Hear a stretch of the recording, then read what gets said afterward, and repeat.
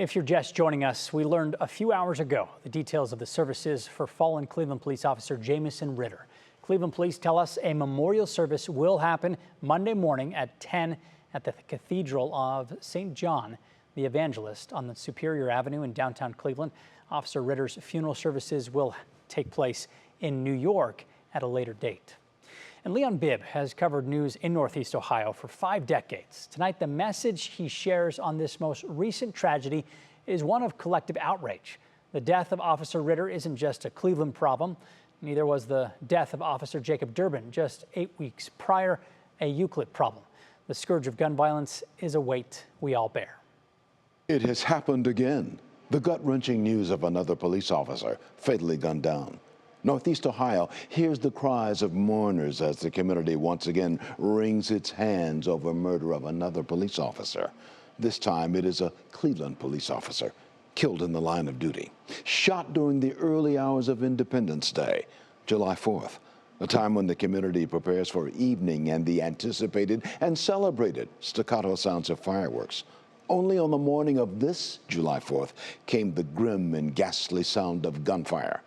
In the crosshairs of a gunman was Cleveland Officer Jamieson Ritter, who with several other officers was attempting to issue a felony warrant on a man wanted for the shooting of his grandmother.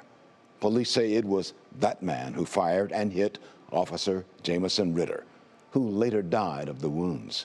So once again, we as a community mourn. Shooting through what should be community tranquility are so many murders of so many people. This time again, a police officer. So we will gather again. We will line the streets again as the funeral procession passes by. The ranks of officers in blue will render salutes as family and friends and colleagues and community cry. The hurt is community-wide. So should be the anger. It was July 4th, hours before the boom of celebratory red, white, and blue fireworks colored the sky amid community cheers. Instead, there came the unsettling and horrible blast of gunfire, and a peace officer in blue went down. So we grieve again over the loss of Officer Jamieson Ritter, who tried to do his duty because he had sworn to serve and protect us all. For 3 News, I'm Leon-Bibb.